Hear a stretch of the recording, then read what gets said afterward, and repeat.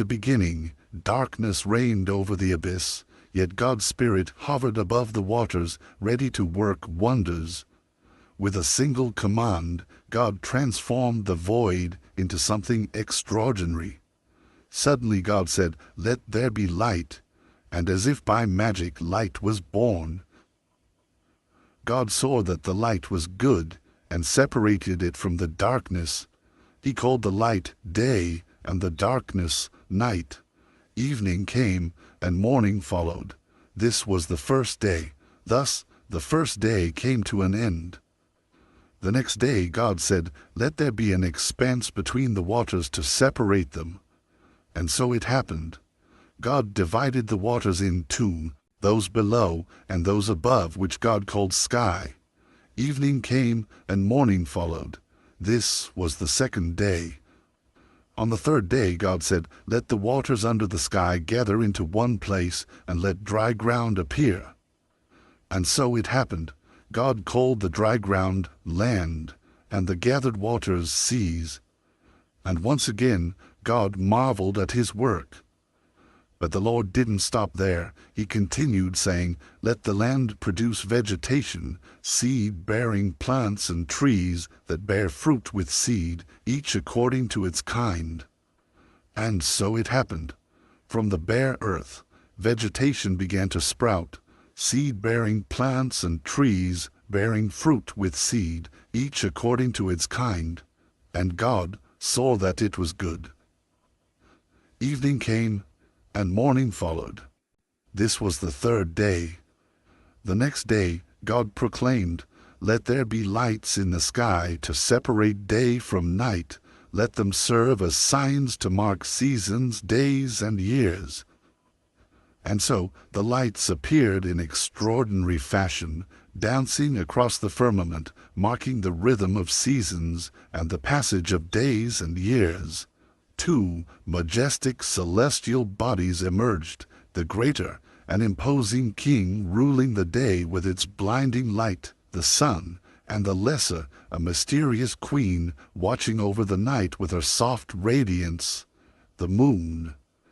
The stars, like tiny jewels, scattered across the sky, illuminating the earth with their twinkling brilliance. And God, pleased with his creation, smiled at the harmony of light and darkness. But creation was not yet complete. On the fifth day, God declared, "Let the waters teem with living creatures, and let birds fly above the earth across the expanse of the sky." In an instant, the waters came alive, teeming with marine creatures of all shapes and sizes. Enormous sea animals plowed through the depths, while schools of colorful fish swam in perfect synchrony.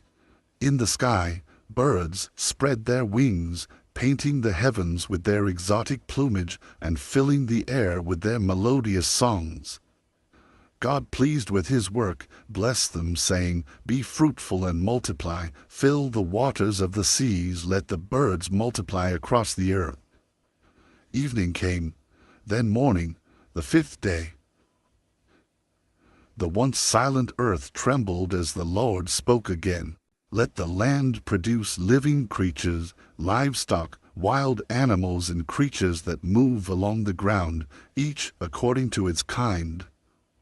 In the blink of an eye, the earth transformed into a paradise teeming with life. Herds of animals grazed in lush meadows, while wild beasts roared in the jungles. Reptiles of every kind crawled across the ground, leaving their marks on the newly created earth. And God, beholding the diversity and beauty of his creation, saw that it was good. But the final piece, the masterpiece of creation, was yet to come. God, with a solemn and purposeful tone, declared, "Let us make mankind in our image, in our likeness. Be fruitful and increase in number, fill the earth and subdue it. Rule over the fish in the sea and the birds in the sky, and over every living creature that moves on the ground." And so God created mankind in his own image, and bestowed upon them an extraordinary gift, dominion over all creation, destined to govern and care for all the wonders God had made. But God, in his infinite wisdom, knew his creatures would need sustenance. So, with a generous gesture he declared, "Behold, I give you every seed-bearing plant on the face of the earth, and every tree that has fruit with seed in it. They shall be yours for food. And to all the beasts of the earth, and all the birds in the sky, and all the creatures that move along the ground, I give every green plant for food." And it was so. When God looked upon all that he had made, his heart swelled with satisfaction. It was a masterpiece, a testament to his infinite power and love. And so, as night fell and dawn broke on the sixth day, God beheld his creation, and saw that it was very good. Thus the heavens and the earth were completed in all their vast array. By the seventh day God had finished the work he had been doing, so on that day he rested from all his work. Then God blessed the seventh day and made it holy, because on it he rested from all the work of creating that he had done. This is the account of the heavens and the earth when they were created. Now no shrub had yet appeared on the earth, and no plant had yet sprung up, for the Lord God had not sent rain on the earth, and there was no one to work the ground. Then the Lord God formed a man from the dust of the ground, and breathed into his nostrils the breath of life, and the man became a living being, his lungs filled with air, and his heart began to beat strongly. His eyes opened for the first time, marveling at the world around him. In an act of love, God decided to create a special place for mankind. He planted a garden in the east of Eden, making every kind of tree grow that was pleasing to the eye and good for food. In the middle of the garden he placed the tree of life and the tree of knowledge of good and evil. Eden was not only a feast for the eyes, but also a source of life and sustenance. From its depths flowed a crystal-clear river that watered the garden, splitting into 4 streams that stretched to the ends of the earth. The first was called Pishon, which wound through the entire land of Havilah, where gold was found. The gold of that land was pure. Aromatic resin and onyx were also there. The second river was called Gihon, which flowed around the whole land of Cush. The third river was the Tigris, which ran east of Asher. And the fourth was the Euphrates. In the midst of this idyllic scene, God the Lord placed the man he had formed to cultivate and care for this wonderful garden. However, God gave the man one command: "You may eat from every tree in the garden, but you must not eat from the tree of the knowledge of good and evil. For on the day you eat from it you will surely die." This was the only order God gave to man. Then God the Lord showed the man all the animals of his creation, so that he could name them. And so the man gave names to all living creatures, to all domestic animals, to all the birds of the sky, and to all the wild animals. Yet despite the beauty and diversity of creation, the man felt incomplete. God, in his infinite wisdom, understood the man's need and said, "It is not good for the man to be alone. I will make a suitable helper for him." Then God caused the man to fall into a deep sleep, and while he slept, he took one of his ribs and closed up the place with flesh. With the rib in his hands, the Lord God shaped a woman, a perfect companion for man. Every curve, every feature was molded with love and purpose. Suddenly the man awoke and gazed in wonder at the woman God had created. His voice quivering with emotion, he exclaimed, "At last! This is bone of my bones and flesh of my flesh. She shall be called woman, for she was taken out of man." The man named his wife Eve, for she would become the mother of all living. From that moment on it was established that a man would leave his father and mother to be united with his wife, and the two would become one flesh. Thus, in the midst of a lush garden teeming with life, the story of humanity began. In that time of innocence and purity, the man and woman were naked, yet they felt no shame. Their nakedness reflected the transparency of their souls and their complete trust in their Creator and themselves. Adam and Eve lived in a state of absolute bliss in the incredible Garden of Eden. Their days were filled with laughter and walks along flowery paths, exploring Eden's corners, marveling at each new creature and delicious fruit they discovered. Their hearts overflowed with gratitude to God for the abundance He had bestowed upon them. But in the garden's shadows a cunning figure watched. The serpent, with a wicked smile, slithered up to Eve. "Did God really say you must not eat from any tree in the garden?" it whispered, sowing doubt. Eve hesitated but replied innocently, "We may eat fruit from all the trees except the tree of the knowledge of good and evil." "You will not certainly die." The serpent's voice grew more intense, laden with seduction. "Your eyes will be opened, and you will be like God, knowing good and evil." The desire to know the forbidden burned in Eve's heart. Unable to resist temptation, she reached out her hand, took the fruit, and ate. The taste was divine, so she rushed to share it with her husband, who also partook of the forbidden fruit. Suddenly their eyes were opened, and they became aware of a hidden reality. They were naked. Their nakedness, once unnoticed, now filled them with shame. With trembling hands, they wove fig leaves to cover their vulnerability, seeking refuge in the garden's dense foliage. As the day cooled, the man and woman heard God the Lord walking through the garden. Feeling even more ashamed, they ran to hide among the trees to avoid being seen naked. But God the Lord called out to the man, saying, "Where are you?" The man replied, "I heard you in the garden, and I was afraid because I was naked, so I hid." "Who told you that you were naked?" God asked. "Have you eaten from the tree that I commanded you not to eat from?" He replied, "The woman you gave me as a companion offered me that fruit, and I ate it." Then the Lord God asked the woman, "What have you done?" She answered, "The serpent deceived me, and I ate." God then turned to the serpent, his voice stern and solemn. "Because of what you've done, you'll be cursed among all animals, wild and domestic. You'll crawl on your belly, eating dust for the rest of your days." He continued, "I'll put enmity between you and the woman, between your offspring and hers. Her seed will crush your head, while you'll strike at their heel." Next, God faced the woman, his words echoing through generations. "I'll intensify your pain in childbirth. You'll bear children in agony. You'll desire your husband, but he will rule over you." Finally, God looked at the man and declared, "Because you listened to your wife and ate from the forbidden tree, the ground is cursed because of you. You'll eat from it in sorrow all your life.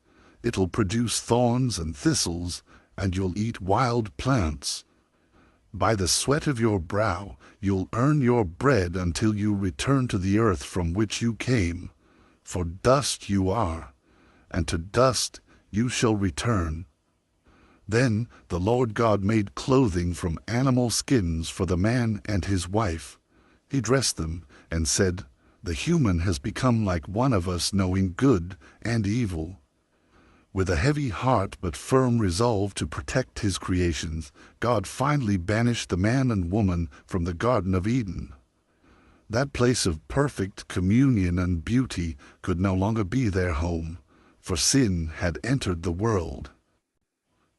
As they walked away, the garden vanished from sight, and the first sunset outside Eden painted the sky red. The creation of the universe, filled with wonders and tragedies, marked the beginning of an eternal story of struggle, redemption, and hope. In the arid plains east of Eden, Adam and Eve had two sons, Cain and Abel. Cain, the firstborn, toiled under the scorching sun, pulling weeds from the earth. Abel, his younger brother, led his flock through the pastures, his face lit with a peace Cain had never known. One day Cain shouted, "Abel, God seems pleased with you, but not with my offerings. What do you have that I don't?" Abel, stroking one of his lambs, calmly replied, "It's the heart, brother. God looks at the heart." Abel's words echoed in Cain's mind. Days passed, and envy grew like a shadow within him. One night under a star-studded sky, Cain made a decision. "Come to the field with me tomorrow," he told Abel, his eyes hiding his true intentions. At dawn, the brothers met in the fields. The tension was palpable, the air heavy. "Why does God favor you and not me?" Cain asked, his voice a dangerous whisper. "It's our faith, Cain. God wants us to give our best with sincerity," Abel replied, not sensing the threat. Suddenly the calm of the field was shattered by a dull thud. Cain, with a stone in hand, struck Abel on the head. Abel fell to the ground, his eyes filled with surprise and pain. "Cain, my brother," he murmured, before his voice was silenced forever. The once vibrant earth, a stage for life, became the first witness to history's oldest crime. Abel's blood soaked the ground, crying out to heaven for justice. Cain, his hands trembling and stained red, stared in horror at what he'd done. Suddenly, a voice thundered in his mind, powerful and all-knowing, "Where is your brother Abel?" "I don't know. Am I my brother's keeper?" Cain replied, his voice cracking with fear and guilt. God sternly declared, "Your brother's blood cries out to me from the ground. You are cursed, banished from this land that has opened its mouth to receive your brother's blood." The tragedy of Cain and Abel was etched into humanity's heart, an eternal reminder of envy and hatred's destructive power. Time passed, but the earth had become corrupt. Mankind's wickedness had grown immense. God, looking down with sorrow, decided to end the depravity.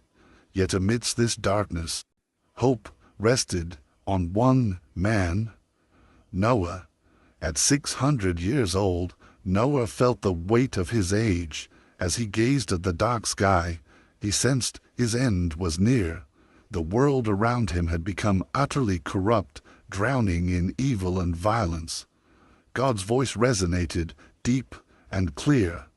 "Noah, I have decided to put an end to all flesh, for the earth is filled with violence because of them.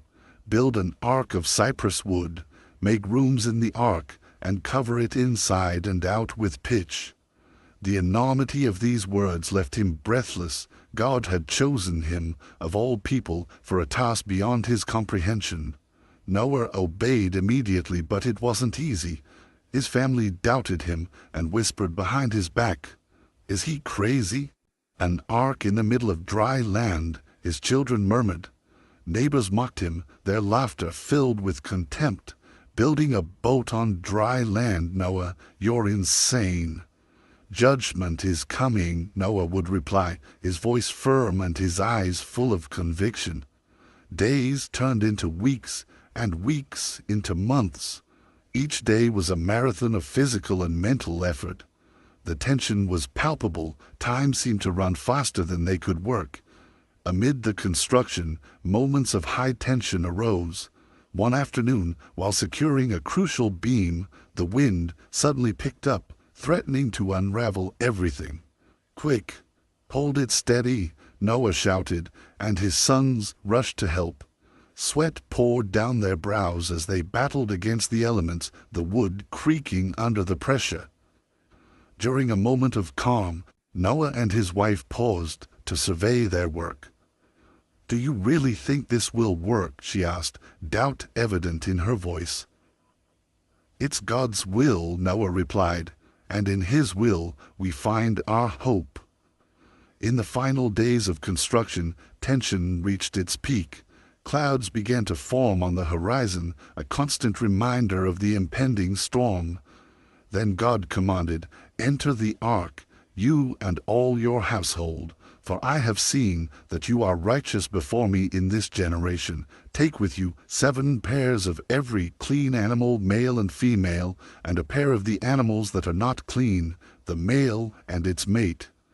Also 7 pairs of the birds of the heavens, male and female, to keep their offspring alive on the face of all the earth. For in 7 days I will send rain on the earth 40 days and 40 nights, and every living thing that I have made I will blot out from the face of the ground." At dawn, from the farthest corners of the earth, the animals began to arrive. Elephants, lions, deer, and birds of every hue and size converged on a single point, as if guided by an invisible force. The air crackled with tension and urgency. The timing was impeccable, but the challenge lay in maintaining calm amidst the chaos. As the last pair of animals boarded the ark, the sky suddenly darkened. The first raindrops fell, followed by an unrelenting downpour. Everyone inside, Noah commanded his family. He entered the ark, glancing back one final time at the world they were leaving behind. Suddenly, the doors of the ark began to close, a strong wind gusted, and the rain started to fall with fury. Droplets turned to torrents in mere seconds. The people, at first curious, soon became panic-stricken. "Noah was right," they cried, rushing towards the ark, desperately pounding on the doors. "Let us in." But it was too late. The waters rose rapidly, swallowing cities and mountains whole. The screams outside faded away, replaced by the unsettling sound of water and creaking wood. Inside the ark, Noah and his family listened to the roar of divine judgment, their hearts filled with fear, but also hope. "God, why us?" asked one of Noah's sons, his voice trembling.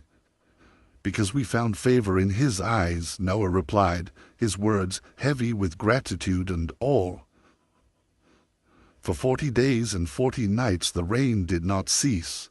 The ark rose above the waters, floating on an endless sea of destruction. Finally the flood subsided, and the ark came to rest on Mount Ararat. Noah, shaking, opened the window and sent out a dove. On the 3rd attempt, the dove returned with an olive leaf in its beak. "The earth is dry," Noah announced, his voice filled with hope. The sun rose on the horizon, bathing the renewed earth in its warm light. Noah and his family gazed upon the new world that awaited them. Then God spoke once more. "Leave the ark, you and your wife, your sons and their wives. Bring out every kind of living creature that is with you, the birds, the animals, and all the creatures that move along the ground, so they can multiply on the earth and be fruitful and increase in number. I am making a covenant with you," God said, his voice echoing in the clean air. "Never again will I destroy all life with a flood. I have set my rainbow in the clouds, and it will be the sign of the covenant between me and the earth." A brilliant, colorful rainbow appeared in the sky, a symbol of God's promise. Noah and his family, standing on the renewed earth, looked to the future with hope, knowing they had witnessed and survived the greatest judgment the world had ever known. The sun shone upon the new earth and life flourished under God's blessing. Noah, having fulfilled his mission, decided to plant a vineyard. In time, the vines grew and bore fruit, and Noah, hoping to celebrate new life, made wine. One evening, after a hard day's work, Noah drank from the fruit of his vineyard. The wine, strong and intoxicating, soon took effect. Noah, unaware, fell asleep in his tent, naked and exposed. Ham, one of his sons, entered the tent and saw his father in this state. Instead of covering him and respecting his dignity, Ham went out and mocked him to his brothers. "Come, look at old Noah. He's drunk and naked," Ham said, his voice filled with contempt. Shem and Japheth, upon hearing Ham's words, looked at their brother with disapproval. "This isn't right," Shem said sternly. Without another word, they took a blanket, walked backward to avoid seeing their father's nakedness, and respectfully covered him. The next morning, Noah awoke. The wine's hangover was nothing compared to the humiliation he felt upon learning what had transpired. "Ham, what have you done?" he asked, his voice filled with pain and disappointment. Ham, seeing the fury in his father's eyes, remained silent. Noah, overcome with anger and sorrow, pronounced a curse. "Cursed be Canaan, a servant of servants shall he be to his brothers." Then Noah turned to Shem and Japheth, who had covered him with respect. "Blessed be the Lord, the God of Shem, and let Canaan be his servant.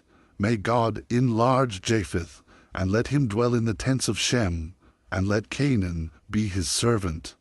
Noah, the righteous man who had survived the flood, was also human and susceptible to weaknesses. Time passed, and the new earth began to fill with life and activity. Noah, the man who had weathered the flood, watched his children and grandchildren grow in a renewed world. His 3 sons, Shem, Ham, and Japheth, became the patriarchs of many nations, their descendants spreading across the earth. Shem, blessed by his father, became the ancestor of the Semites, including the Hebrews. Ham, despite the curse on his son Canaan, also saw his descendants multiply. His children became the fathers of many African and Asian nations, expanding to the southwest. Japheth, the youngest, watched his descendants spread north and west.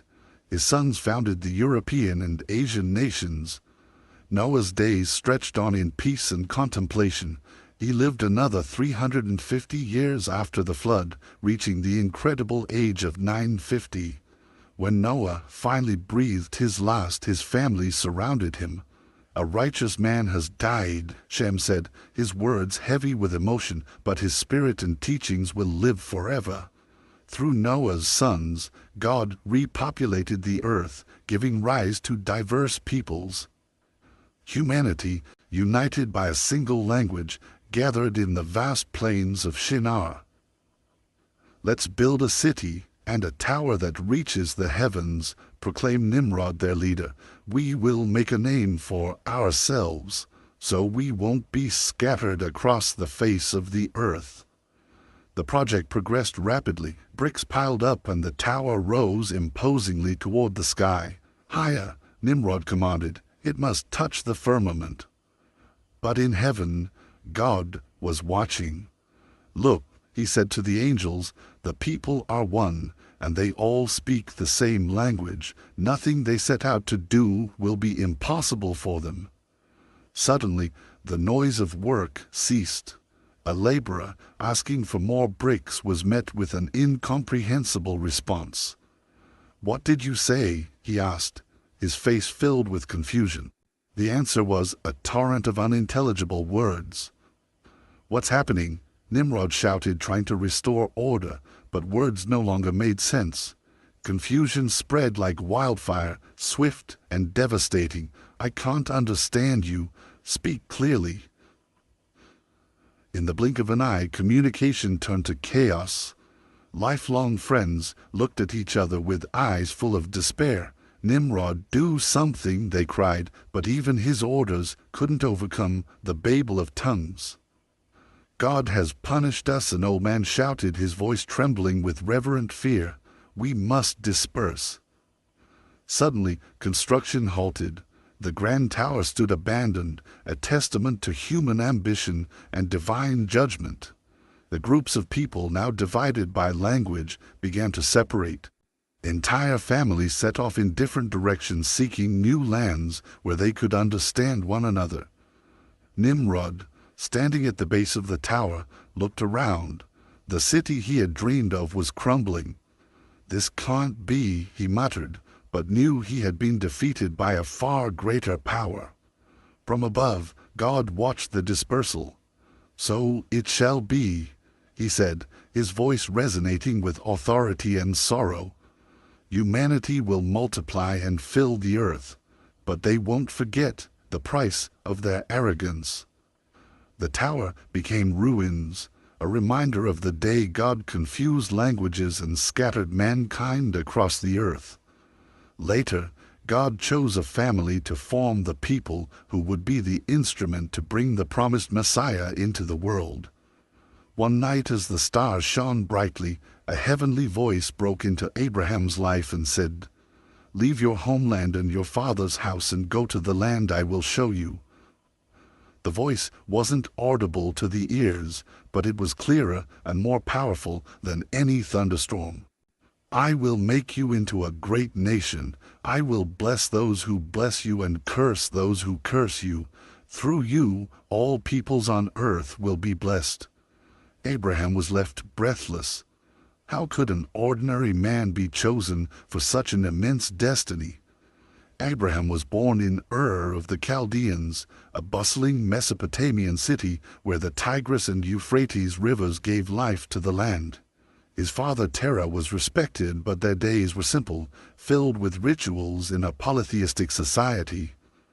The divine call transformed him, a brutal awakening and a radical break. "Why me?" Abraham whispered under the starry sky. The night heaven seemed as infinite as the promise he had received.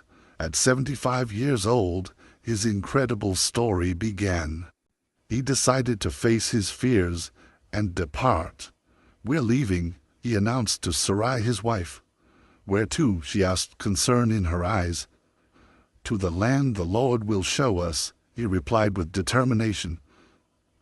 With a heart full of hope and a budding faith, he obeyed the Lord.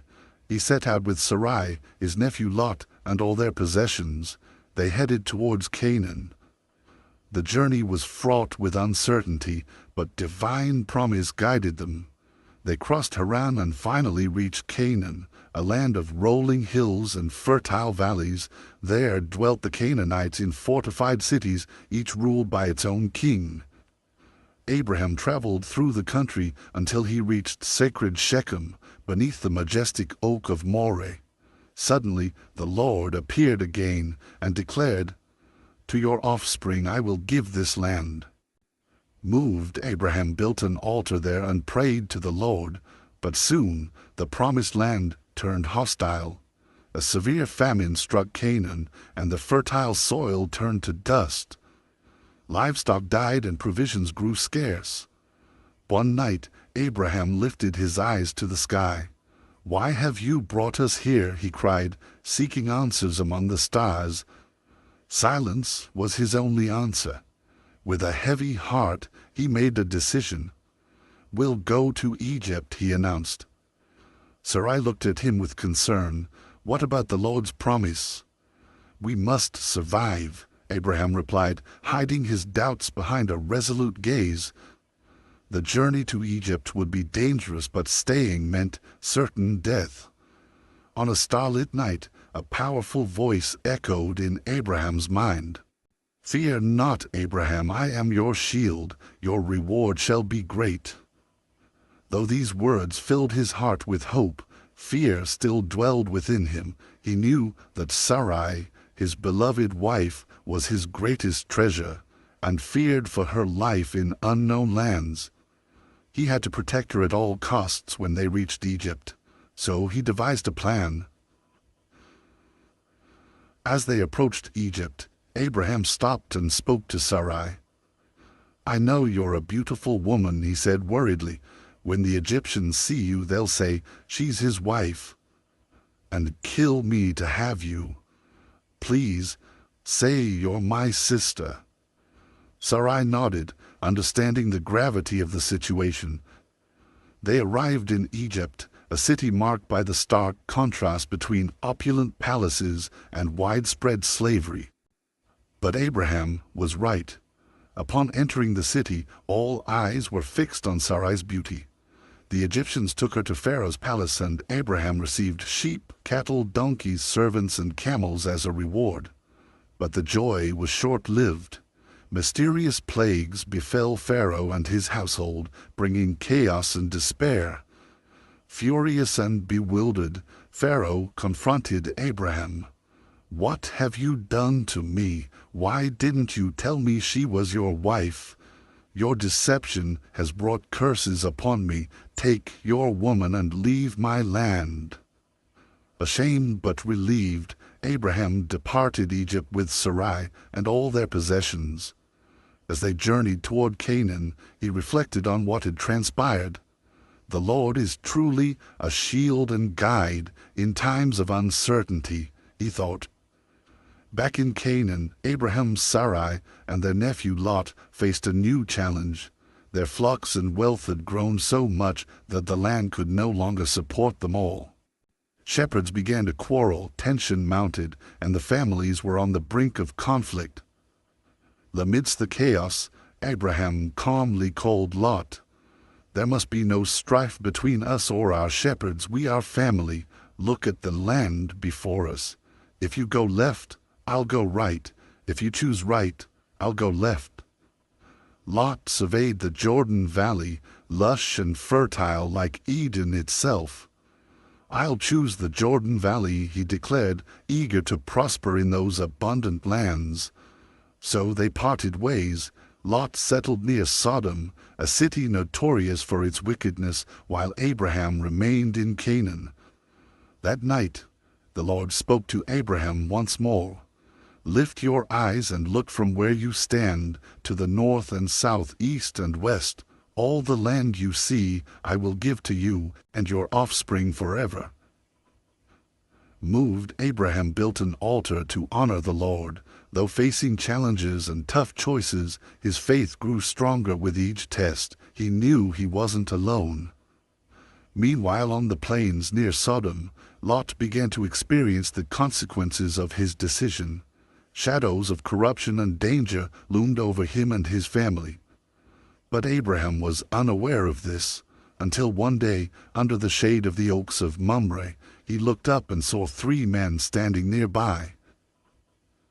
Without hesitation, he ran to meet them and bowed low to the ground. "My lord," he said urgently, "if I have found favor in your eyes, let me bring you some water to wash your feet and rest under this tree. Let me get you something to eat, so you can be refreshed, and then go on your way." "Very well," they answered, "do as you say." Abraham hurried into the tent and said to Sarai, "Quick, get 3 seahs of the finest flour and knead it and bake some bread." Abraham rushed to the herd, chose the finest calf, and gave it to a servant to prepare at once. He served the feast with curds, milk, and meat, then stood by them under the tree as they ate. One of the men asked, "Where is Sarai your wife?" "There, in the tent," Abraham replied. Then one of them spoke with authority, "I will return to visit you in a year, and by then Sarai will have had a son." From the tent entrance, Sarai was listening. Hearing this, she laughed silently and thought, "Am I to have this pleasure now that I'm withered and my husband is old?" The Lord said to Abraham, "Why does Sarai laugh? Does she think she can't have a child in her old age? Is anything impossible for the Lord? At the appointed time I will return to you, and Sarai will have a son." After eating, the men rose and looked toward Sodom. Abraham walked with them to see them off. Then the Lord shared his plans with Abraham. "The outcry against Sodom and Gomorrah is so great, and their sin so grievous, that I will go down to see if their actions are as wicked as the reports reaching me." Abraham asked anxiously, "Will you sweep away the righteous with the wicked? Suppose there are 50 righteous people in the city, will you not spare the place for the sake of the 50 righteous people there?" The Lord replied, "If I find 50 righteous people in Sodom, I will spare the whole city for their sake. Though I am but dust and ashes, I have been bold to speak. What if only 10 can be found?" Abraham persisted. The Lord concluded, "For the sake of 10, I will not destroy it." After the conversation, Abraham returned to his tent with a heart full of fear. He knew his nephew Lot was in Sodom. Meanwhile in Sodom, 2 angels were entering the city. Lot was sitting at the gateway, and when he saw them, he immediately got up and approached them. "Please, my lords, come to your servant's house for the night," he pleaded. "You can wash your feet, and in the morning continue on your way." They replied, "No, we'll spend the night in the square." But Lot insisted so much that they agreed and went to his house. He prepared a feast for them and baked unleavened bread. Together they shared the meal. Suddenly a mob surrounded the house with clubs in their hands and shouted, "Where are the men who came to you tonight? Bring them out." Lot went out to speak with them, closing the door behind him. "Please, my brothers, don't do this evil thing," he begged desperately. The enraged crowd responded, "Get out of our way. This foreigner came to live among us, and now he wants to be our judge. We'll treat you worse than them." They began to press against Lot, trying to break down the door. Suddenly, the angels struck the men outside with blindness. They could no longer find the entrance. The angels said to Lot, "Do you have anyone else here? Get your family out of this place, because we are going to destroy it. The outcry against its inhabitants has reached the Lord, and He has sent us to destroy it." Lot rushed out to gather his family. "Hurry, we must leave this place," he warned. "The Lord is about to destroy the city." But they didn't believe him. The angels urged Lot, "Quick, take your wife and your 2 daughters who are here, or you'll be swept away when the city is punished." Lot hesitated, but the men grabbed his hand, along with his wife and daughters, and led them out of the city, for the Lord had mercy on him. Once outside, one of them said, "Run for your lives. Don't look back or stop anywhere in the valley. Escape to the mountains, or you'll be destroyed." They ran as fast as they could towards Zoar, as the sky began to brighten with dawn. And with the first ray of sunlight, the Lord rained down sulfur and fire from the heavens upon Sodom and Gomorrah. He destroyed those cities, the entire plain, all the inhabitants, and the vegetation on the ground. Lot's wife couldn't resist and looked back. In that instant, she turned into a pillar of salt. Miles away at daybreak, Abraham went to the place where he had stood before the Lord and looked toward Sodom and Gomorrah. Suddenly, he watched in horror as thick smoke rose like the fumes from a furnace. A chill ran down his spine. The cities had been judged. Though divine judgment had fallen on these cities, the Lord remembered his promise to Abraham and saved Lot. The devastation served as a grim reminder of sin's consequences and the importance of obeying God. Abraham moved to the Negev region and settled as a foreigner in Gerar. Once again, Abraham introduced his wife by saying, "She is my sister." Abimelech, king of Gerar, sent for Sarai and took her for himself. That night, God appeared to Abimelech in a dream and said to him, "You are as good as dead because of the woman you have taken. She's a married woman." Startled, Abimelech replied, "Lord, would you destroy an innocent nation? Didn't he tell me she is my sister? And didn't she also say, he is my brother? I have acted with a clear conscience and clean hands." Then God said to him, "Yes, I know you did this with a clear conscience, and so I have kept you from sinning against me. Now return the man's wife, for he is a prophet, and he will pray for you, and you will live. But if you do not return her, you may be sure that you and all who belong to you will die." At dawn, Abimelech summoned all his servants and told them what had happened. Fear gripped them all. Then Abimelech called Abraham and said anxiously, "What have you done to us? How have I sinned against you that you've brought such great guilt upon me and my kingdom? You've done things to me that should never be done." Abraham replied, I thought there was no fear of God in this place and that you would kill me because of my wife. Besides, she truly is my sister, my father's daughter but not my mother's, and she became my wife. When God had me leave my father's house, I told her, this is how you can show your love to me. Wherever we go, say of me, he is my brother. Then Abimelech took sheep, cattle, and male and female servants, and gave them to Abraham. He also returned Sarai his wife to him. Abimelech said, my land is before you. Settle wherever you please. But after this incident, the Lord visited Abraham and Sarai in a miraculous way, fulfilling his promise beyond what they could imagine. Sarai conceived and bore a son in her old age, just as God had announced. Abraham named him Isaac, obeying the divine instruction. Sarai, filled with joy, exclaimed, God has brought me laughter, and everyone who hears about this will laugh with me. When he was 8 days old, Abraham circumcised Isaac, faithfully following God's commands.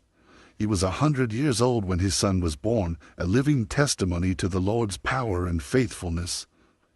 On the day Isaac was weaned, Abraham threw a grand feast.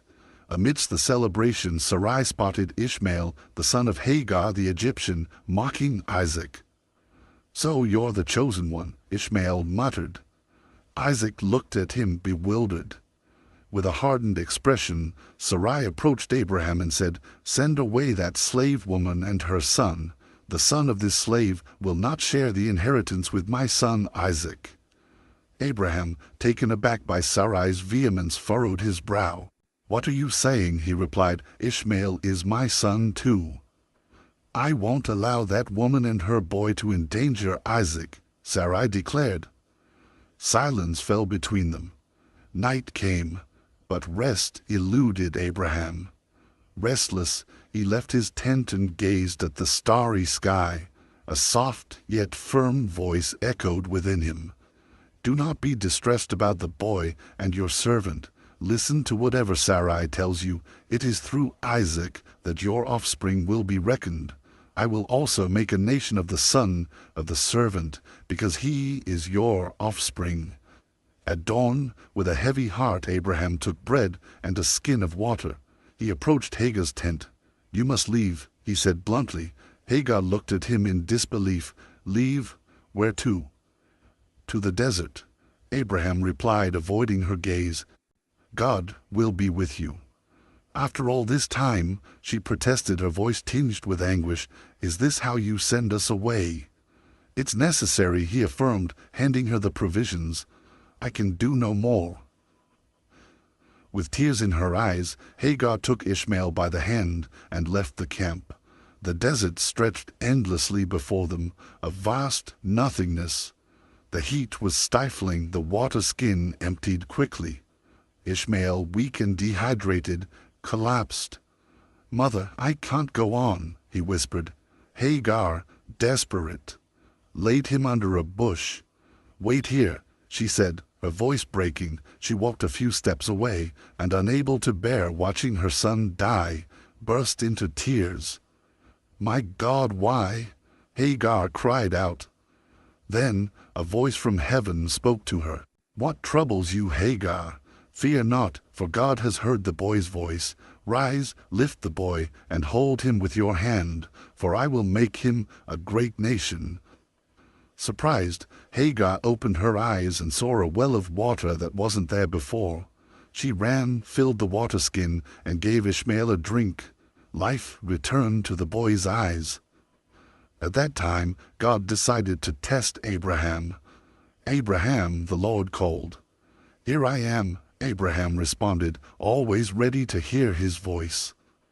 Then God gave him an instruction that would shake any father's heart to the core. Take your only son, Isaac, whom you love so dearly. Go to the region of Moriah and offer him there as a burnt offering on the mountain I will show you. Abraham's soul was filled with a storm of emotions. How can this be? He thought. He's the son of promise. But his unwavering faith sustained him. At dawn the next day, He rose early and commanded with resolve, "Prepare the donkey. We'll depart at sunrise." He took his beloved son Isaac by the hand, and together they set out for the place God had designated. On the third day, Abraham looked up and saw the place in the distance. He said to his servants, "Stay here with the donkey. The boy and I will go over there to worship, and then we will come back to you." He placed the wood for the burnt offering on Isaac's shoulders. He carried the fire and the knife in his own hands. As they walked in silence, Isaac spoke up. "Father?" "Yes, my son," Abraham replied. "We have the fire and the wood," said Isaac, "but where is the lamb for the burnt offering?" Abraham, struggling to contain his emotions, replied, "God will provide the lamb for the sacrifice, my son." They arrived at the place God had shown them. Abraham built an altar and arranged the wood. Each movement was an internal struggle. He turned to Isaac, his eyes red with anguish. With trembling hands, Abraham bound his son. Isaac, bewildered, cried out, "Father, what are you doing?" Tears flowed. "God has asked for this," he whispered. "Trust in him." He raised his hand, gripping the knife to sacrifice his son. At that moment a voice from heaven called out, "Abraham, Abraham!" His hand froze mid-air. "Here I am," he responded desperately. "Do not lay a hand on the boy or harm him. Now I know that you fear God, for you have not withheld your son from me." Abraham dropped the knife. An indescribable relief washed over him. He untied Isaac and embraced him tightly. "Father," Isaac exclaimed, his eyes filled with tears and wonder. "God is merciful," Abraham replied, caressing his son's face. Suddenly, Abraham looked up and saw behind him a ram caught by its horns in a thicket. Without hesitation, he took the ram and offered it as a burnt offering instead of his son. Then the angel of the Lord called to him a second time from heaven and said, "I swear by my own name that because you have done this and have not withheld your son, your only son, I will surely bless you.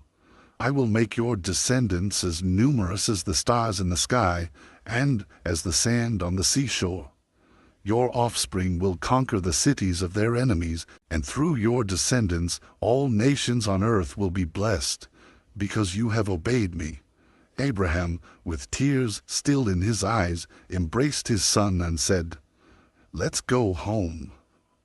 Sometime later news broke Abraham's heart. Sarai, his beloved wife of 127 years, had died. He felt a deep sorrow, an immense void. But he needed to give Sarai a worthy resting place. He went to the city of Hebron to meet with the Hittites. "I am a foreigner and stranger among you," he said to the sons of Heth. "Sell me some property for a burial site here so I can bury my dead." The sons of Heth replied, "Sir, listen to us. You are a mighty prince among us. Bury your dead in the choicest of our tombs. None of us will refuse you his tomb for burying your dead." But Abraham persisted, "Allow me to buy the cave of Machpelah that belongs to Ephron." Ephron, present among them, replied, "My lord, I give it to you. The cave and the surrounding field are yours." "No," Abraham said firmly, "I will pay the fair price." Ephron answered, "My lord, hear me. The land is worth 400 shekels of silver, but what is that between you and me? Bury your dead." Without hesitation, Abraham weighed out the silver and handed it over. Thus he acquired his first property in the Promised Land. So Ephron's field in Machpelah, facing Mamre, with the cave and all the trees in the field, became Abraham's property as a family burial site. After this, Abraham buried Sarai in the cave of the field at Machpelah in the land of Canaan. Abraham secured a resting place for his family for generations. It was a testament to his commitment to the land God had promised him. After Sarai's death, Abraham found comfort and companionship in Keturah, a woman he married and had 6 more children with, thus expanding the family God had promised him. Yet an inner voice troubled him. What of Isaac? He needs a companion. His son's loneliness worried him, for upon Isaac rested God's promise. Abraham summoned Eliezer, a loyal servant, and asked him to find a wife for Isaac. Placing his hand under his master's thigh, Eliezer swore to fulfill his mission. Upon reaching the city of Nahor, Eliezer halted by the well outside the city. It was the hour when women came out to draw water. Suddenly, a radiantly beautiful young woman appeared. It was Rebekah, daughter of Bethuel. Eliezer was awestruck. Could it be her? He wondered. He approached her and asked, "Whose daughter are you?" "I am the daughter of Bethuel, son of Milcah and Nahor," Rebekah replied. Amazement swept over Eliezer. She was indeed from Abraham's family. "Blessed be the Lord," he exclaimed. "Is there room in your father's house for us to stay?" "Of course," she affirmed. "There's space and food for your camels, too." In Bethuel's house, after sharing the story, Eliezer made his request. "My master Abraham sent me to find a wife for his son Isaac. Rebekah is the chosen one." Laban, Rebekah's brother, and Bethuel replied, "This is from the Lord. Take Rebekah and go." The next day, Eliezer prepared to leave. On the return journey, Isaac was meditating in the field at dusk. Looking up, he saw camels approaching. Rebekah saw him too. "Who is that man coming through the field towards us?" she asked Eliezer. "It's my master," he answered. She took a veil and covered herself. When they met, Isaac looked at Rebekah and without words felt in his heart that it was her. "Rebekah," he said softly, "you are welcome." She raised her eyes, and their gazes met. In that instant, deep love was born. Abraham, seeing his son happy, felt his mission was fulfilled. He had faced losses and trials, but God's promise continued through Isaac and Rebekah. One evening, as the sun set behind the dunes, Abraham gathered his children around the fire. "Father, tell us about God's promise," they asked with shining eyes. Abraham smiled and said, "God promised me that my descendants would be as numerous as the stars in the sky." Jokshan, curious, asked, "Are we part of that promise too?" "Yes, my children," Abraham replied, looking at each of them. "You all are part of God's plan for our family." As time passed, Jokshan became the father of Sheba and Dedan, continuing the lineage the Lord had promised. Children's laughter filled the camp, a sign of multiplying blessings. Knowing his days were numbered, Abraham called Isaac to his side.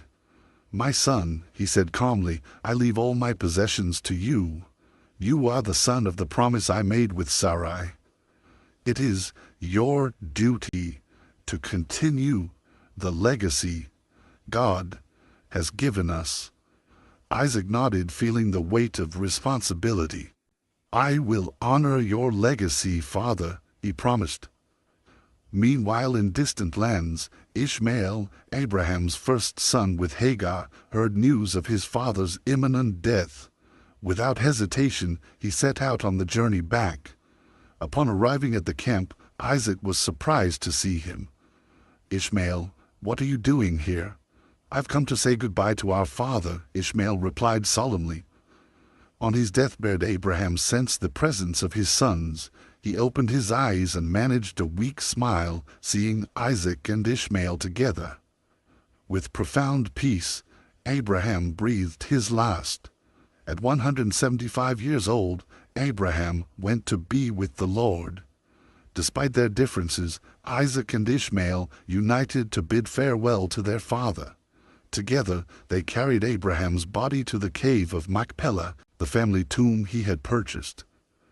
As they laid the body in its resting place, Ishmael looked at Isaac and said, "Despite everything, we are brothers." Isaac responded with a faint smile, "Indeed, today we honor our father together." The desert wind blew gently. Both brothers understood that Abraham's legacy was more than land and wealth. It was an inheritance of faith and obedience.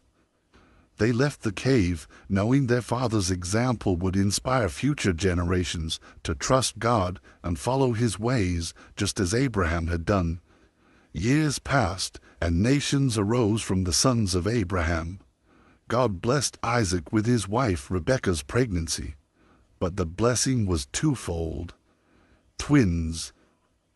Inside their mother's womb, Jacob and Esau fought relentlessly. Rebekah, puzzled by the constant movement in her belly, turned to God. The answer was clear: 2 nations are in your womb, and the older will serve the younger. At birth, Esau emerged first, fair and covered in hair. But Jacob wouldn't let him go so easily. His hand grasped his brother's heel as he followed. Thus began Jacob's life, fighting to be the chosen one from his very first breath. Esau grew strong and wild, a man of the field, his father Isaac's favorite. Jacob, on the other hand, sought wisdom, listening to the elders, always under his mother Rebekah's watchful care. 2 brothers, 2 paths, and only one promised blessing. One day Esau returned from hunting, exhausted and famished. Jacob saw his chance. He proposed a deal: Esau's birthright for a bowl of lentil stew. Esau impulsively agreed, disregarding his birthright for momentary satisfaction. And so, for a mere bowl of food, the fate of 2 nations changed forever. Jacob knew that although the birthright was his by oath, he still needed his father's blessing. Time passed, and that day arrived. Isaac, blind with age and weak-voiced, called for Esau to give him the blessing. But Esau wasn't home. He had gone hunting. So Rebekah set a plan in motion. "Quick, Jacob, bring 2 young goats from the flock. I'll prepare the stew your father loves, and you'll receive the blessing instead of your brother." Jacob hesitated for a moment. "But mother, my skin is smooth while Esau's is hairy. Father will touch me and discover the deception. He'll curse me instead of blessing me." Rebekah, with determination in her eyes, replied, "Let your curse fall on me. Do as I say." So Jacob covered himself with goatskins to mimic his brother's skin, and wore Esau's clothes to carry his scent. With the stew in hand, he approached his father's tent. Jacob's heart raced as Isaac's trembling voice greeted him. "Is that you, my son?" Jacob, in a hushed voice, replied, "I am Esau, your firstborn. I've done as you asked. Get up and eat, so you may bless me." Isaac, puzzled, touched the hairy hands and inhaled Esau's scent from the clothes. He hesitated briefly, but ultimately the blessing flowed from his lips. Jacob, his heart racing, listened to the words that would change his life. "May God give you heaven's dew and earth's richness, an abundance of grain and wine. May nations serve you and peoples bow down to you." Now God's promise was his. But the deception was soon revealed. Esau returned, and when he sought his blessing, Isaac's words echoed the grim reality of the fulfilled prophecy. "I have already given the blessing. What else can I do for you, my son?" Suddenly, he understood his brother's deceit, and a heart-wrenching cry erupted from the depths of his being. "Father, bless me too." But the blessing had been given, and there was no turning back. Esau's anger burned in his heart, and as he left the tent he vowed, "When my father dies, I will kill my brother Jacob." But Rebekah, ever vigilant, overheard Esau's hate-filled words and warned Jacob, "Your brother is planning to kill you. Flee to my brother Laban's house in Haran. Stay there until your brother's fury subsides." Jacob, forced to flee, left everything behind. He walked alone through the desert, the weight of his deception heavy on his shoulders and an uncertain future ahead. Each step took him further from home, family, and all he had ever known. As night fell in the midst of that desolate wilderness, Jacob lay down to sleep, using a stone for a pillow. Suddenly, something extraordinary occurred. In his dreams, a ladder stretched from earth to heaven, with angels ascending and descending. At the top stood the Lord, his voice resonating over Jacob. "I am the Lord, the God of your father Abraham and the God of Isaac. The land on which you lie I will give to you and your descendants. Your offspring shall be as numerous as the dust of the earth, spreading to the west, east, north, and south. Through you and your descendants all families of the earth will be blessed. I am with you and will protect you wherever you go." Jacob awoke, filled with awe and reverence. "Surely the Lord is in this place, and I was unaware." He named that place Bethel, the house of God, and vowed that if God brought him safely back, he would be his God.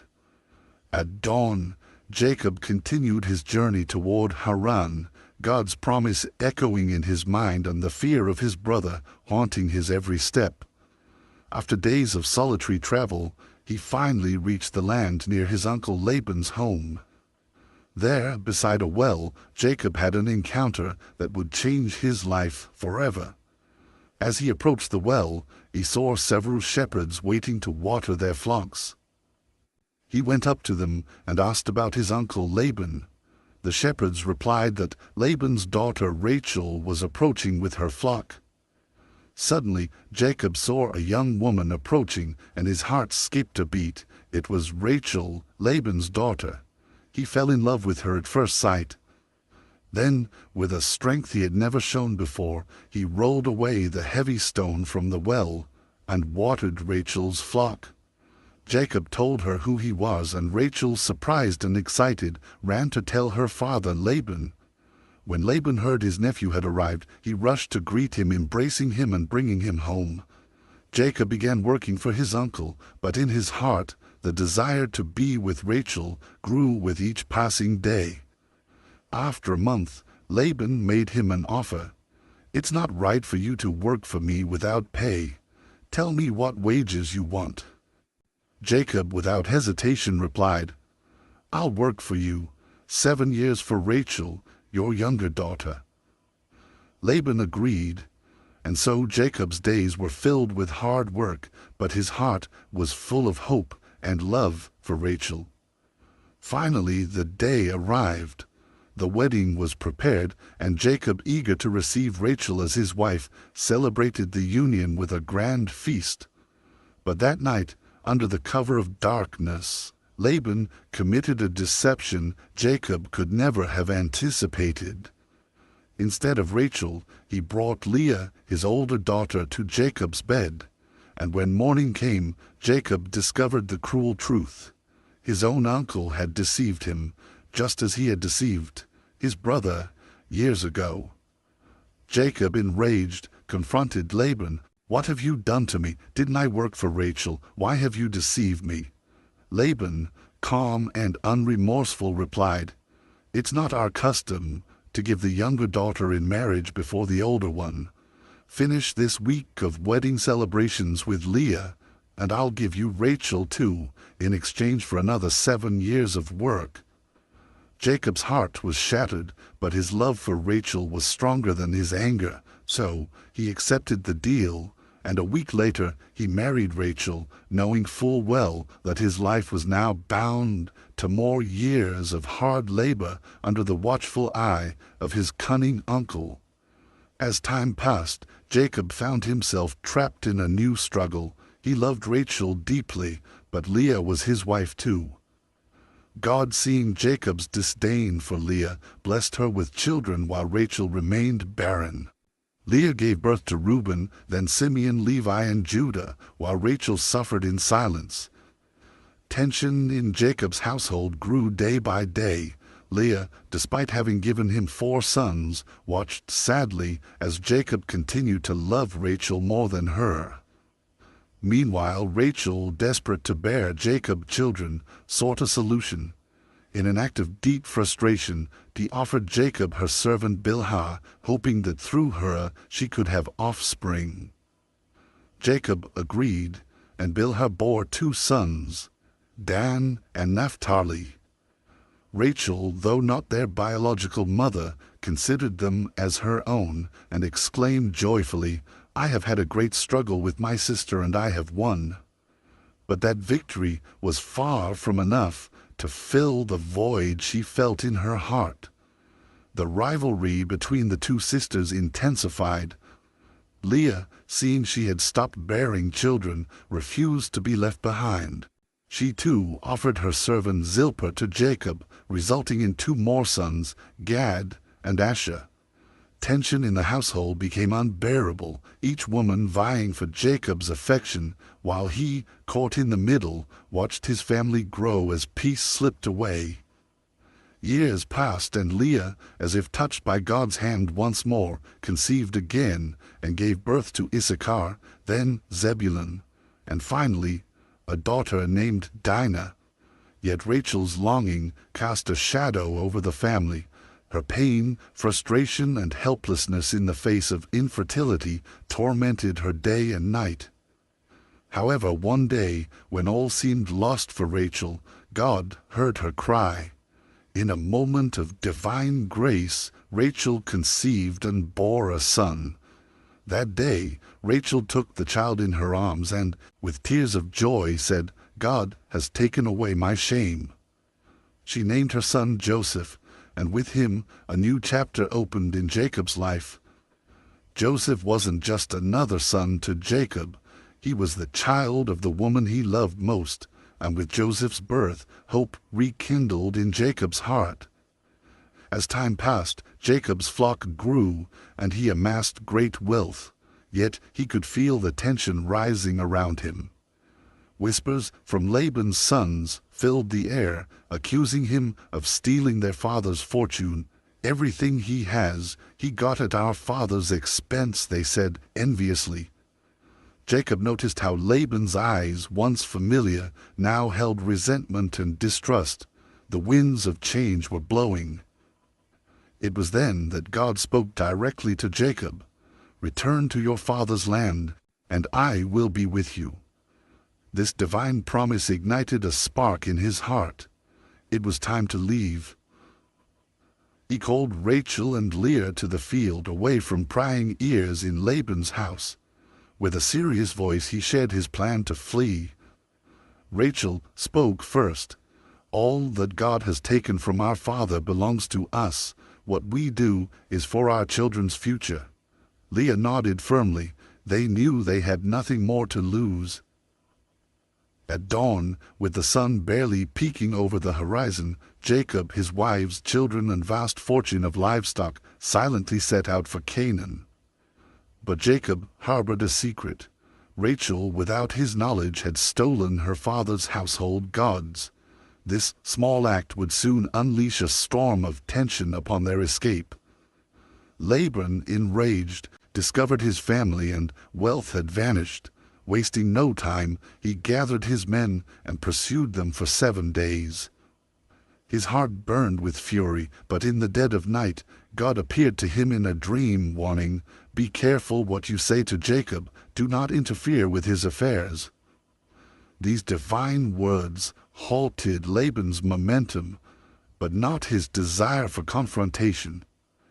Finally, Laban caught up with Jacob in the mountains of Gilead. His shout shattered the camp's silence. "What have you done? You've deceived me and carried off my daughters like captives in war. If not for your God's warning, I would have already exacted justice." Jacob responded forcefully, "I've slaved for you 20 years, 14 for your daughters and 6 for your flocks. You changed my wages 10 times. If it weren't for my father's God, I'd be leaving empty-handed.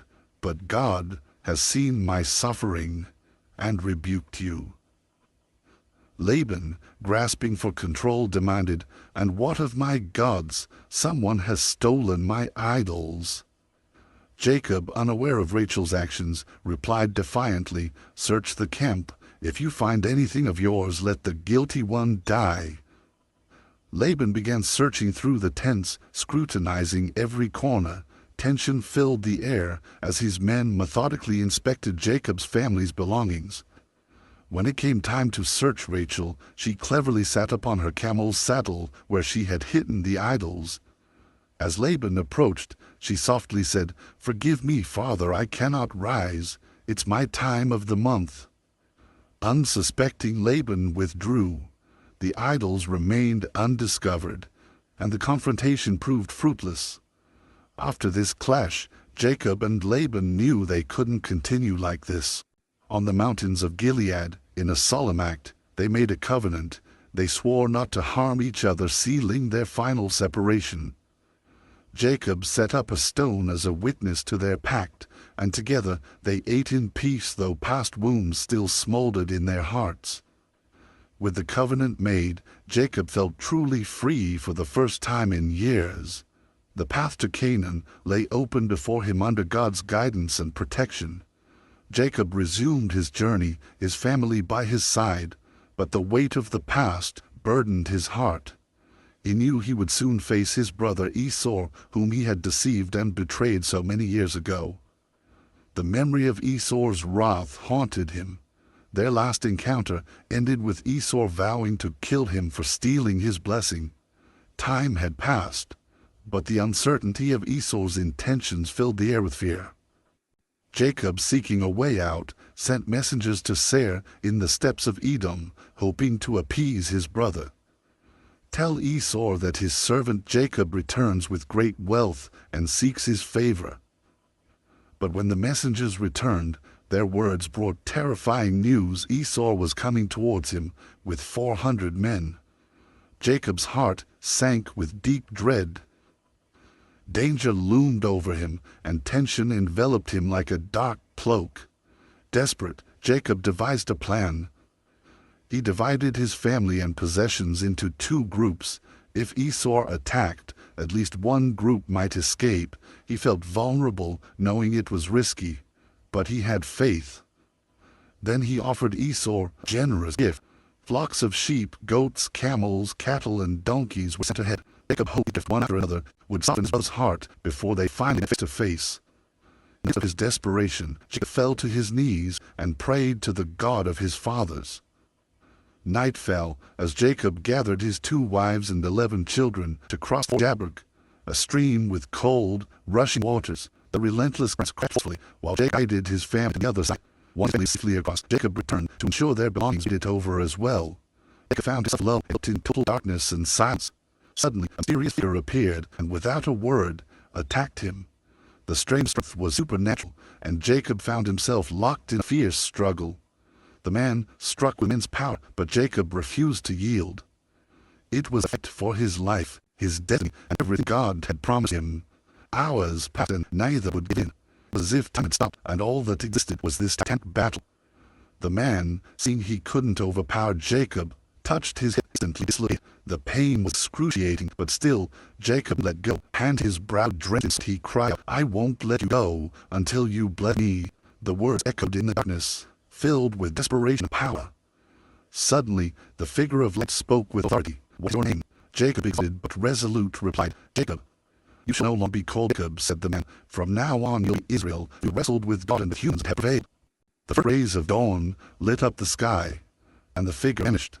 Though limping from pain, Jacob gained more than just a blessing. He had been transformed. His name, his identity, everything he was, had changed that night. Jacob, now Israel, limped across the river and rejoined his family. Then Jacob knew that the most dreaded moment of his life was about to arrive, the reunion with his brother Esau. Jacob moved ahead, leaving his family behind him. He advanced toward the horizon where, at last, he saw Esau's figure approaching with his 400 men. It was time to face his destiny. The air filled with tension. Time seemed to slow. What happened next was a testament to the transformative power of forgiveness. Suddenly, Esau ran toward him and embraced him. Jacob, eyes in fear, felt the sense of brothers around him. Jacob, with tears in his eyes, said in a trembling voice, "Seeing your face is like seeing the face of God." After their reunion, Esau suggested they together. "Come with me, Jacob. I'll protect you. Let's move forward together." But reply cautiously, "My Lord knows the children are weak. I have sheep and cattle that if they're forced too quickly, they'll die. Please let me advance at my own pace, and we'll meet in Seir." Esau accepted his brother's request, and after a peaceful farewell, their paths diverged once again. Jacob continued his journey, carrying the promise of a blessed future. Finally, he arrived at Shechem in the land of Canaan. This place between the mountains of Ebal and Gerizim was sacred to his people. There, Jacob plotted, knowing this was a good place to settle. However, the peace that seemed to have been achieved would not last. In that same Shechem, a most tragic event would mark Jacob's and his family's life occurred. Anna, his daughter born to Leah, had gone out to meet the women of the region. The innocence of her outing did not foreshadow horror that was about to come. Shechem, the son of Hamor, prince of the region, saw her. Lust filled his eyes, and in an act of brutality and selfishness, he forced and stole her innocence. But after this terrible deed, something unexpected happened in Shechem's heart. He fell in love with Dinah. The very man who had dishonored her now wanted her as his wife. With eye broken, he went to his father Hamor and begged, "Get me this young woman as my wife." When Jacob learned of the tragedy, he went to embrace his daughter of his son's return to the field. But his heart, anger, and pain were growing. When Simeon and Levi let his sons out, their faces darkened with uncontrollable fury. The marriage proposal was received as an intolerable offense to their family and honor. Then Jacob devised a cunning plan. They proposed a seemingly honorable solution. If you to unite as one people, let all men or city be circumcised as a sign of this covenant. Jacob, blinded by his desire for Dinah and Hamor, eager to the peace, accepted without suspecting trap. 3 days passed, and the pain weakened all men of Shechem. After the circumcision, then the son Levi took the oaths. It fell empty, and with it vengeance was unleashed. With uncontrollable fury, the brothers went from house to house, slaying every male, including Shechem and his father Hamor. Blood ran through the streets, which had been place of peace, was blood chaos, violent that transformed dishonor into massacre. Jacob on the slaughter shouted, "Still blood, bring not peace, but war." He looked at his sons, their hands stained with blood, and with a mixture of despair and anger said to them, "You have made a stench to the people of this land. We are few in number, and if they unite against us, they will destroy us." His son, still filled with rage, only replied, "Should our sister have been treated like prostitute, the danger was real." Jacob decided they could no longer stay in Shechem. They leave before vengeance caught up them. They journeyed to Bethel, where years ago Jacob had seen the stairway to wrestle with God. At Bethel, God appeared to him again and spoke in a deep voice, "Be fruitful and multiply. A name, even community of nations, shall come from you, and kings shall spring from your line." These words, going the promise made to Abraham and Isaac, confirmed that despite violence and chaos, the divine covenant continued through Jacob and his descendants. Overwhelmed by the magnitude of the promise, Jacob erected an altar in Bethel. With steady hands, he anointed stone oil, marking the spot where God had spoken to him. But as the journey continued, a dark shadow began to cloud their path.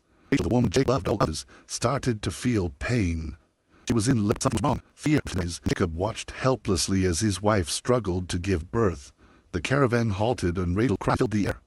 The midwife tried to comfort her. "Fear not, I have a son." There was Rachel's consuming pain. In full moments as life slipped away, Rachel named her son Benoni, meaning son of my sorrow. Rachel's last breath marked by pain, but also by love for the child was leaving behind. Jacob, devastated at the moment, couldn't accept the fate for his son. Holding the newborn in his arms, he decided to change the name his beloved wife given. "He will not be Benoni," he said, his voice breaking with grief. "He will be Benjamin, meaning son of fortune." Though the birth was marked by sorrow, Jacob wanted his son to grow under blessing, not misfortune. The loss of Rachel was a devastating blow to Jacob. She was his love, the woman he worked 14 long years for, the one who gave his life meaning. Thereby road he buried her and his son as an eternal witness to his love for her. The road led back to Mamre, a sacred place for his father and family.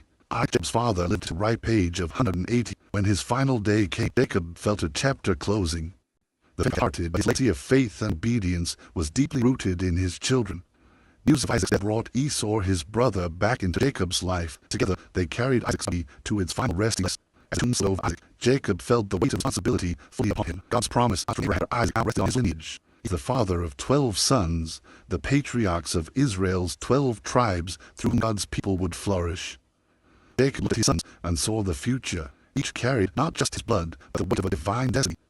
God's covenant was not just with him, but with his offspring, as it had been with his grandfather Abraham before him. Among all his one stood out. Joseph, the second youngest, was different. He was the son of Jacob's beloved Rachel, and possessed a special grace that seemed to surround him. As a token of his love, Jacob gifted Joseph a coat of many colors. His favors, however, stirred jealousy among his brothers. Day after day, they watched Jacob look at Joseph with pride, while they, the old ones, barely received a fraction of attention. But what truly ignited the flame of hatred in their hearts were Joseph's dreams. Joseph dreamed, and in his dreams, he saw his destiny, though he didn't fully understand it. One night, he shared one of these dreams with his brothers. We were minding sheep in the field, and suddenly my sheep rose and stood upright, while your sheep bowed down to mine. His brothers' anger fled upon hearing the words. Do you intend to reign over us? They taunted. But Joseph had another dream, even bolder, we also shared. I saw the sun, moon, and 11 stars bowing down to me. Jacob, his father, grew uneasy and thought, what could this dream mean? Will your mother, your brothers, and I really bow down to you? Though Jacob